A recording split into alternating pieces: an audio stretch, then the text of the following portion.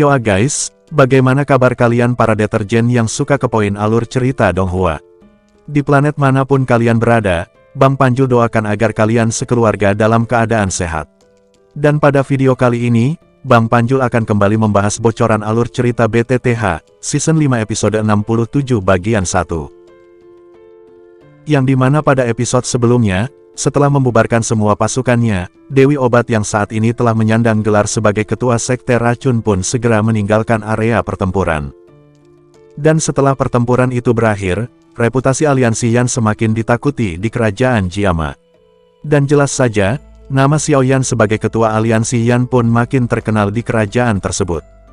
Saat itu, saat orang-orang sedang membahas tentang dirinya, tampak Xiao Yan, Hai Bodong, dan para anggota inti aliansi yang tengah mengadakan pertemuan. Saat itu, Xiao Yan langsung melemparkan pertanyaan pada Hai Bodong, tentang pergerakan yang dilakukan oleh orang-orang dari Aula Jiwa, yang langsung dijawab oleh Hai Bodong dengan anggukan kepala sembari berkata, bahwa untuk beberapa alasan yang tidak diketahui, berita dan pergerakan dari Aula Jiwa telah berhenti sejak sekte Yun San dibubarkan. Mendengar penjelasan itu, Xiao Yan menghela nafas dengan ekspresi ragu. Karena dia sangat tahu dengan jelas, bahwa orang-orang dari Aula Jiwa tidak akan menyerah semudah itu, sebelum mendapatkan batu giok tusi milik keluarganya.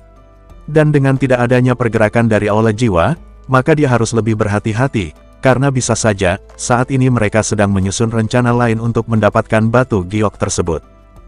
Di sela kebimbangannya itu, Xiao Yan pun dengan jelas merasakan aura yang dipancarkan oleh Hai Bodong, yang saat itu telah mencapai puncak kelas Do Huang, dan sepertinya sebentar lagi sang Kaisar Es itu akan menerobos kelas Do Zong, pikir Xiao Yan, lalu mempertanyakan kebenaran tersebut.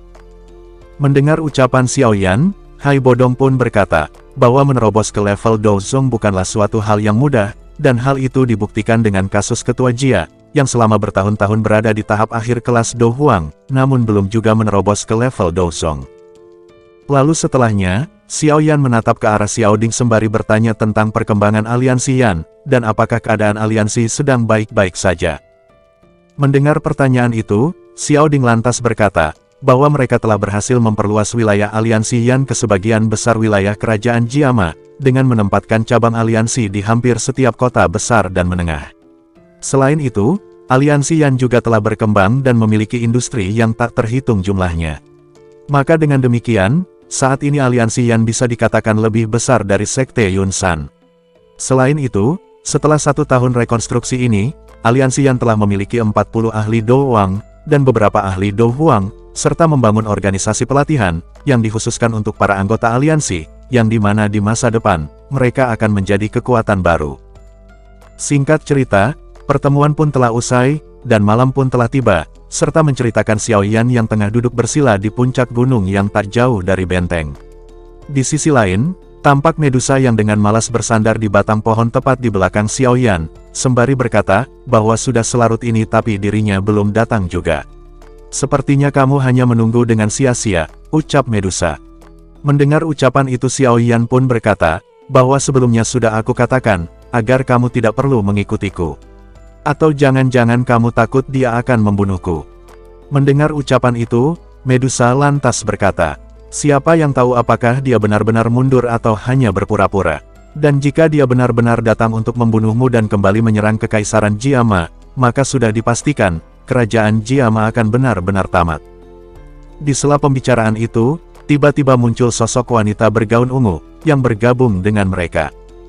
Setelah kemunculan si wanita bergaun ungu yang tidak lain adalah si Dewi Tabib, ia pun segera berkata, bahwa sebenarnya, ada beberapa masalah yang harus ia selesaikan saat memerintahkan pasukannya untuk mundur, karena ada begitu banyak perdebatan.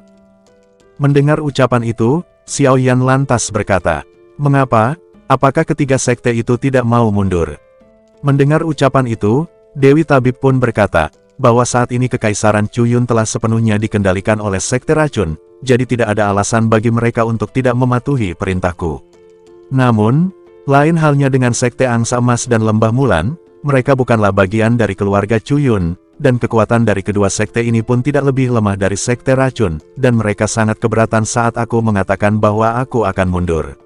Ditambah lagi mereka yang telah lama berencana untuk menjatuhkan kerajaan Jiama, dan otomatis mereka tidak ingin melepaskan kesempatan ini, bahkan jika aku menolak untuk bergabung, mereka tetap akan kembali melakukan serangan, namun dengan persiapan yang lebih mantap, ucap Dewi Tabib. Di sela percakapan itu, tiba-tiba Medusa berkata, bahwa dukungan terbesar dari Sekte Angsa Emas dan Lembah Mulan adalah dua elit Douzong, yaitu Yan Luotian serta dua tetua Mulan, maka selama bisa menghabisi ketiga orang ini, maka sudah pasti kekuatan dari dua sekte ini akan menurun, dan tidak lagi berani berpikir untuk menyerang Kekaisaran Jiama. Dan jika ingin melakukan serangan, maka sekaranglah waktu yang paling tepat, ucap Medusa membuat Xiao Yan sedikit menyipitkan matanya. Karena memang benar yang dikatakan Medusa, saat ini Yan Luotian dan dua sesepuh Mulan sedang terluka parah, dan itu adalah kesempatan terbaik untuk membunuh mereka. Karena jika harus menunggu beberapa hari, begitu ketiga orang itu memulihkan kekuatan, maka akan menjadi sangat merepotkan, ungkap Xiao Yan, sembari menatap ke arah Dewi Tabib, yang masih merupakan sekutu dari Sekte Angsa Emas dan Lembah Mulan dengan tatapan ragu. Melihat ekspresi Xiao Yan, Dewi Tabib pun mengatupkan giginya sembari berkata, walaupun ketiga orang ini adalah sekutuku, namun mereka memiliki pemikiran buruk terhadapku, dan tidak dapat dianggap sekutu sejati. Tapi jika kamu ingin melakukan penyerangan, maka aku akan memilih untuk tidak ikut campur. Dan jelas saja, kata-kata itu membuat Xiao Yan menghela nafas lega. Lalu sesaat setelahnya, Dewi Tabib pun kembali berkata, Xiao Yan, sekarang beritahukan padaku, metode apa yang akan kamu gunakan untuk mengendalikan tubuh racunku. Mendengar ucapan itu, Xiao Yan pun mengangguk, sembari menjentikkan jarinya, diikuti munculnya sebuah gulungan gelap, dan langsung diberikannya pada Dewi Tabib, yang mulai membuka gulungan itu dengan perlahan. Metode pengendalian ini disebut metode pil racun, yang dimana metode ini sendiri bertujuan untuk mengumpulkan semua racun yang terakumulasi di dalam tubuh, dan mengubah menjadi pil racun. Yang dimana jika racun itu telah terkumpul, maka akan menjadi kekuatan yang besar dan menakutkan.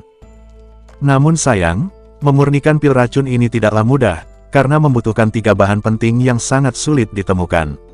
Di mana bahan yang pertama adalah 3 jenis api surgawi, yang kedua adalah inti dari monster kalajengking naga racun langit di peringkat 7, dan yang ketiga adalah air liur transformasi tubuh bodhisattva. Mendengar penjelasan Xiao Yan, seketika Dewi Tabib pun kaget, serta kegembiraan di matanya berangsur-angsur menjadi redup. Karena faktanya, bahan yang dicatat dalam gulungan ini, benar-benar terlalu menakutkan, karena semua kultivator di benua sangat jelas tahu, jika seorang ahli biasa mendapatkan satu jenis api surgawi saja, maka kekuatan bertarung mereka pasti akan melonjak drastis. Dan jika yang mendapatkannya adalah seorang alkemis, maka tingkat keberhasilan mereka saat memurnikan pil obat pasti akan melonjak. Oleh karena itu, api surgawi memiliki status yang sangat tinggi di hati para ahli di benua Doki, dan dibutuhkan 3 jenis api surgawi untuk memurnikan pil racun. Sedangkan bahan kedua adalah inti kalajengking naga racun langit, yang merupakan binatang unik dari zaman kuno, yang sudah memiliki kualifikasi untuk berubah menjadi bentuk manusia. Dengan kekuatan bertarungnya sangat menakutkan, maka sangat jarang ada orang yang bisa menandingi mereka di peringkat yang sama. Sedangkan air liur transformasi tubuh bodhisattva, yang merupakan bahan ketiga, adalah sesuatu yang belum pernah dia dengar atau lihat sebelumnya. Dengan 3 kondisi yang keras ini, Dewi Tabib pun makin mengerti, mengapa tidak ada satu orang pun yang dapat sepenuhnya mengendalikan tubuh racun. Di sela pemikiran itu, Xiao Yan menghela nafas sembari berkata, kamu tidak perlu khawatir tentang 3 jenis api surgawi, karena saya dapat membantumu dalam hal ini. Namun, kita harus berusaha keras untuk menemukan inti monster dari binatang kalajengking naga racun langit dan air liur transformasi tubuh bodhisattva. Apakah kamu memiliki 3 jenis api surgawi? Tanya Dewi Tabib, yang tampak tercengang, karena dalam sejarah benua Doki, belum ada seorang pun yang berhasil memiliki 3 jenis api surgawi. Mendengar ucapan itu, Xiao Yan hanya tersenyum sembari menjentikkan jarinya dan gumpalan api hijau giok tiba-tiba muncul, lalu dengan cepat terbagi menjadi 3 jenis nyala api dengan warna yang berbeda. Melihat hal itu, ekspresi Dewi Tabib yang semula suram, tampak mulai tersenyum. Karena dengan demikian, tinggal 2 bahan lagi yang harus mereka dapatkan. Tidak heran, kamu yang seorang ahli di peringkat Dou Huang, bisa bertarung dengan seorang elit Douzong, ucap Dewi Tabib, lalu kembali berkata. Tetapi bahkan jika kamu memiliki 3 jenis api surgawi, namun inti monster dari binatang kalajengking naga racun langit dan air liur transformasi tubuh bodhisattva juga sangat sulit diperoleh. Ya benar, tapi itu lebih baik daripada tidak memiliki harapan sama sekali, dan aku pun akan berusaha membantu untuk mendapatkan dua bahan ini, ucap Xiao Yan. Mendengar ucapan itu, Dewi Tabib pun menganggukkan kepala sembari berkata, "Baiklah, kalau begitu aku akan pergi, dan jika kamu ingin menyerang kelompok Sekte Angsa Emas dan Lembah Mulan, maka kamu dapat memecahkan bidak giok ini, agar aku bisa melakukan kerja sama denganmu," ucap Dewi Tabib, sembari menyerahkan sepotong batu giok abu-abu pada Xiao Yan. "Ayo pergi, saatnya kita kembali," ucap Xiao Yan pada Medusa. Mendengar ucapan itu, Medusa mengerutkan kening dan berkata, "Xiao Yan, besok aku akan kembali ke klan ular, dan kamu harus ikut denganku, karena para sesepuh di klanku ingin bertemu denganmu."